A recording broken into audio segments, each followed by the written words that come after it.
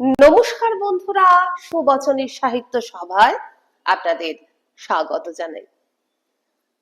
ধারাবাহিকভাবে পড়ে শোনাচ্ছে সুনীল গঙ্গোপাধ্যায়ের লেখা ভ্রমণ কাহিনী সমগ্র পায়ের তলায় সর্ষে থেকে একটি একটি করে গল্প।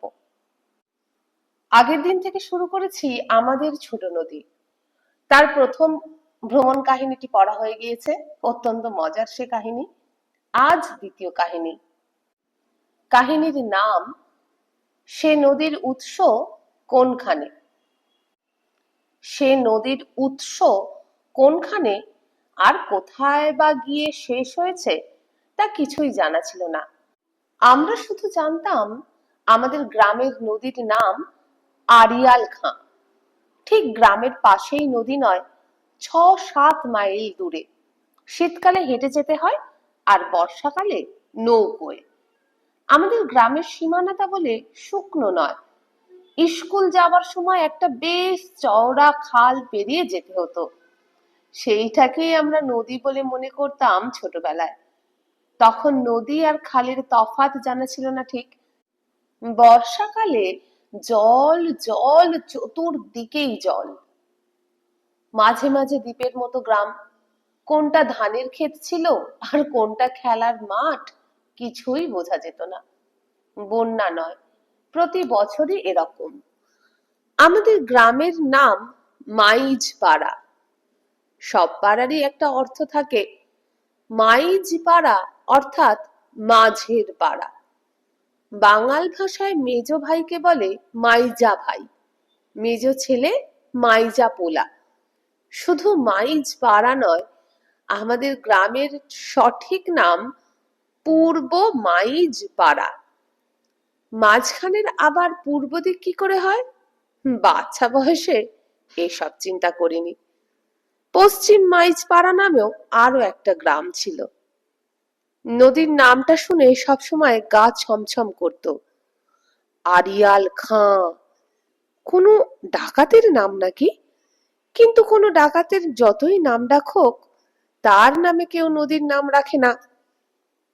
পরে জেনেছিলাম আড়িয়াল খাঁ ছিল কোনো এক ফকিরের নাম, কিন্তু এ যাবৎ আর কোনো মুসলমানের নাম আড়িয়াল হয় বলে শুনিনি। ডাকাতের নামে নদীর নাম হয় না বটে, তবে কুমিল্লা জেলায় একটি নদীর নাম ছিল ডাকাতিয়া। আড়িয়াল খাঁ নদীটাকে আমরা দেখতে যেতাম মাদারীপুর শহরের কাছে। যদিও পায়ে হাঁটার রাস্তা ছিল এবং খাল পথে নৌকায় যাওয়া যেত, কিন্তু আমরা যেতাম অন্যভাবে। শীতকালে জল সরে গিয়ে জেগে উঠত ভূমি। তখন ধান ক্ষেত, পাট ক্ষেত দেখা যেত স্পষ্ট।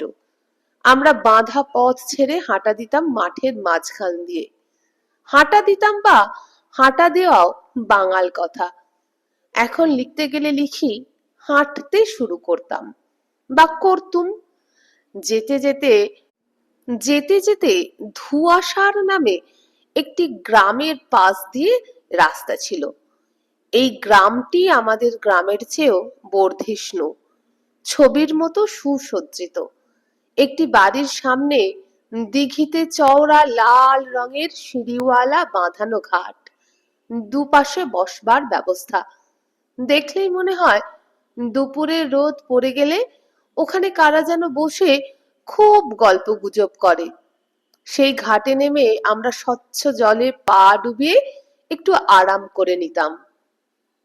একদিন ওই বাড়ির এক মহিলাকে দেখে বলেছিলাম, এক গ্লাস জল দেবেন?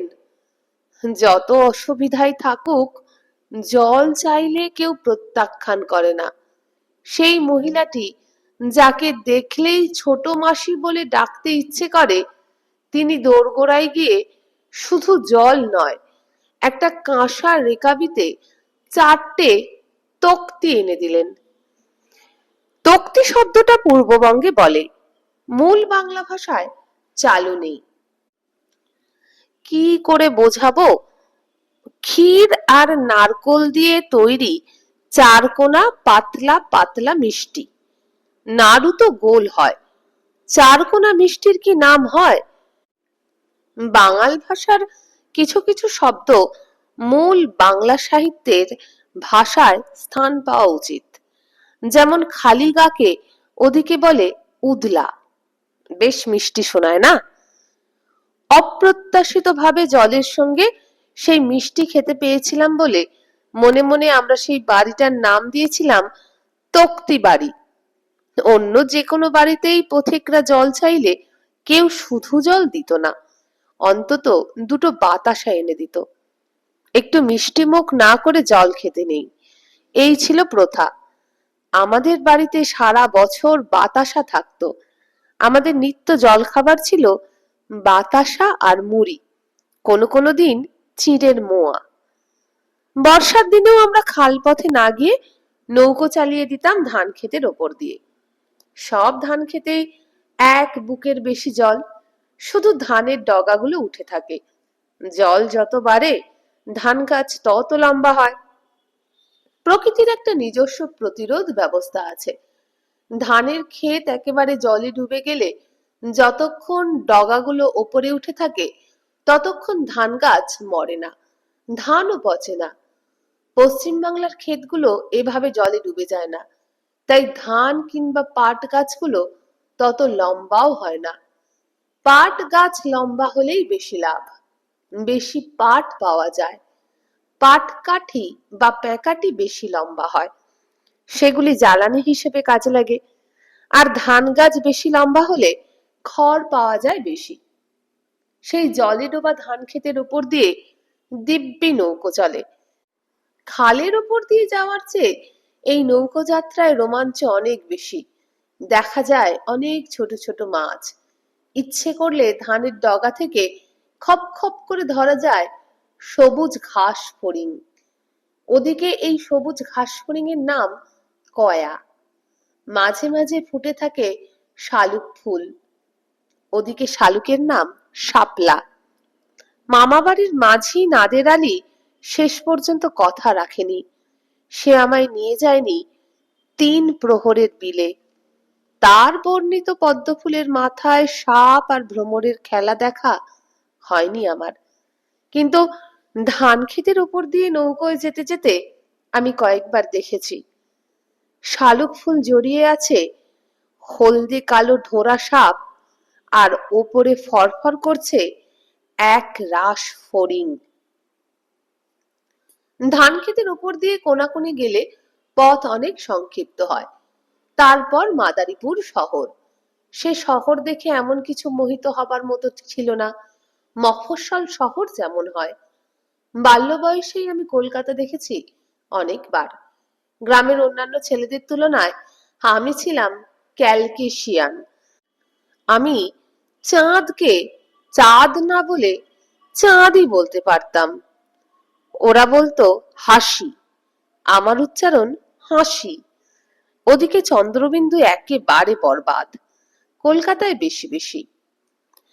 আমাদের প্রধান দ্রষ্টব্য ছিল আড়িয়াল খাঁ নদী। কেউ কেউ বলতো আড়িয়েল, কেউ বলতো আড়িয়াল। এপার থেকে ওপার দেখা যেত না। এটা কি বিশ্বাসযোগ্য? তবে শীত আর বর্ষায় তফাৎ ছিল অনেকখানি। বর্ষাকালেই ফুটে উঠত তার প্রকৃত রুদ্র রূপ। প্রচন্ড জলের প্রবাহের মধ্যে যেন শোনা যেত একটা গর্জন। মাঝে মাঝে ছপাস ছপাস করে ভেঙে পড়তো পাড়ের মাটি। একটু আধটু মাটি নয়, অনেকখানি। একটু আগে দেখলাম নদীর ধারে একটা আম গাছ। হঠাৎ লাফিয়ে লাফিয়ে উঠতে লাগলো ঢেউ। ওই আম গাছটার উপর নদীর খুব লোভ হয়েছে। এরপর ওই আম গাছটাকে বাঁচাবার সাধ্য কারও নেই। ঠিক যেন অতিকায় এক জলজ প্রাণীর মতো ঢেউ সেই গাছটাকে টেনে নিয়ে গেল। নদীতে ওল্টাতে পাল্টাতে সেই গাছটা কোথায় চলে গেল। সঙ্গে চলে গেল কয়েকটা পাখির বাসা। পাখিরা করুণ ভাবে ডেকে ডেকে ঘুরতে লাগলো জলের ওপর। হয়তো সেই গাছের বাসায় তাদের ছানাপোনারা রয়ে গিয়েছিল। সেই নদী সম্পর্কে আমার মনে ভয় সমীহ দুই ছিল। দুটো কারণ ছিল তার। আমি বাচ্চা বয়স থেকেই সাঁতার জানি, জলকে ভয় পাই না। জল আমায় টানে। কোনো নদী দেখে ভালো লাগলেই নেমে পড়ি। পৃথিবীর বহু দেশের নদীর জলে মিশে আছে আমার শরীরের উত্তাপ। নদীর সঙ্গে প্রকৃত ভালোবাসা হয় অবগাহনে। কিন্তু আমাদের আড়িয়াল খাঁ নদীতে সাঁতার কাটতে আমার ভয় লাগতো। কোনোদিন সাঁতার দেওয়ার চেষ্টাও করিনি, কিন্তু একবার আমাদের নৌকো উল্টে গেল। নৌকো চালাচ্ছিল আমার ছোট কাকা, আমার চেয়ে বয়সে 4-5 বছরের বড়, অর্থাৎ তখন কিশোরী বলা যেতে পারে। যত না ভালো নৌকো চালাতো তার থেকে বেশি ক্যাদরানি দেখাতো। তাই একবার নৌকোটা উল্টেই গেল। আমি ভয়ে আঁকুপাঁকু করতে লাগলাম। যদিও পার থেকে বেশি দূরে নয়, অনায়াসে সাঁতরে পৌঁছানো যায়, তবু আমার কেবলই মনে হচ্ছিল জলের তলা থেকে কোনো রহস্যময় প্রাণী আমার পা ধরে টেনে পাতালে নিয়ে যাবে। শেষ পর্যন্ত যে বেঁচে গিয়েছিলাম তা বলাই বাহুল্য, এবং অন্যের সাহায্য ছাড়াই। কিন্তু আমার ভেতরের ভয়টা কেউ দেখতে পায়নি। আর একবার আমরা 3 বন্ধু নদীর পাড়ে বসে গল্প করছি। বেশ উঁচু পাড়। আমরা চিনে বাদামের খোসা ছুঁড়ে ছুঁড়ে ফেলছি জলে। হয়তো সেটাই অন্যায় হয়েছিল। ফকিরের নামে নদী, তার গায়ে আজে বাজে জিনিস ছুঁড়ে ফেলা মোটেই উচিত হয়নি। নদীর রাগ হতেই পারে। গল্পে গল্পে আমরা তন্ময় হয়ে গেছি। হঠাৎ দেখি পেছনে কারা যেন খুব চেঁচামেচি করছে, ভয়ের স্বর। আমরা বুঝতে পারলাম না, আমরা বসেই আছি। চিৎকার বাড়ছে।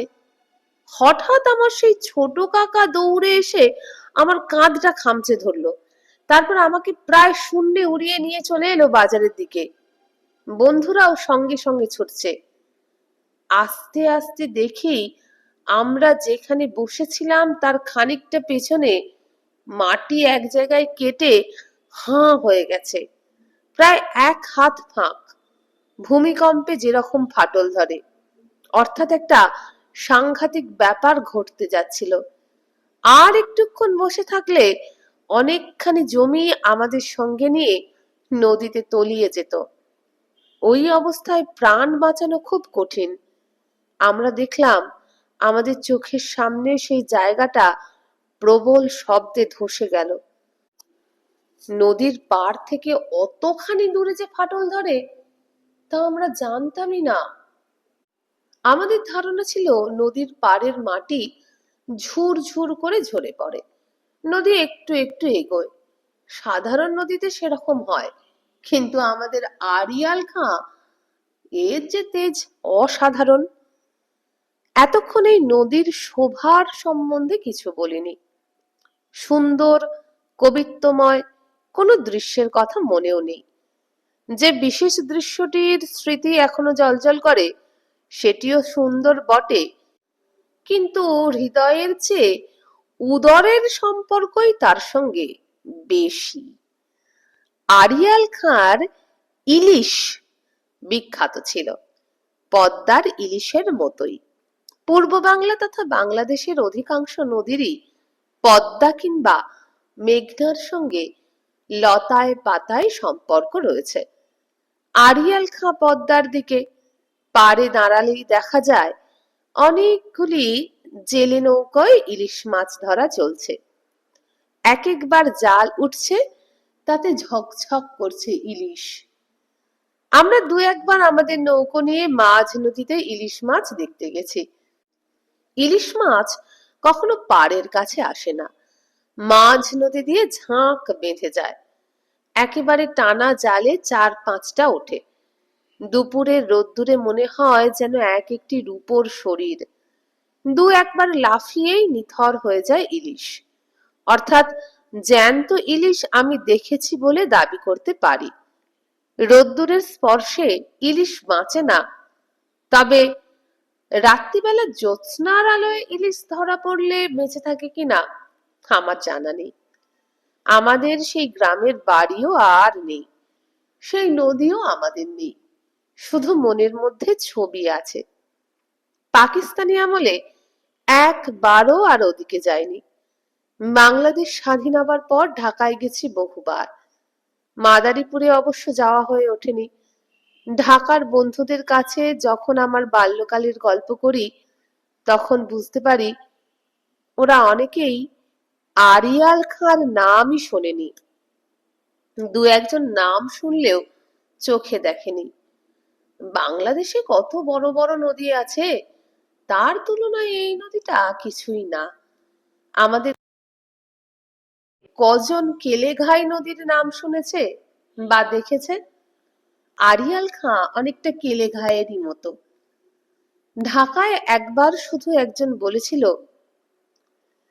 তুমি আরিয়াল খাঁ নদীর কথা এত বলো, সে নদী আমি গত বছর দেখেছি, ওরকম দুর্দান্ত কিছুই না, বেশি চওড়াও না, মাঝখানে চড়া পড়ে গেছে, কেমন যেন মরা মরা ভাব, তুমি এখন দেখলে চিনতেই পারবে না। আমি আর দেখতেও চাই না, বাল্যকালের দেখা ছবিটাই থেকে যাক মনের মধ্যে। বন্ধুরা, এখানেই শেষ হয়ে গেল আমাদের ছোট নদী এই ভ্রমণ কাহিনী সংকলনের দ্বিতীয় ভ্রমণ কাহিনীটি। যদি এরকমই ভ্রমণ কাহিনী শুনতে চান তাহলে এই চ্যানেলের হোম পেজে যান। ভিডিওর নিচে যে বারে আমার চ্যানেলের নাম দেওয়া আছে সেখানে ক্লিক করুন, চ্যানেলের হোম পেজ খুলে যাবে। হোম পেজে গেলে পাবেন প্লেলিস্ট, প্লেলিস্টে ক্লিক করলে পেয়ে যাবেন আজ পর্যন্ত আপলোড করা সমস্ত গল্পের থাম্বনেল। সেখানে খুঁজে নিন পায়ের তলায় সর্ষে। অন্যান্য গল্পও আছে, সবই শুনুন। কাল আসছি আবার একটা নতুন গল্প নিয়ে। আজকের মতো বিদায়, নমস্কার।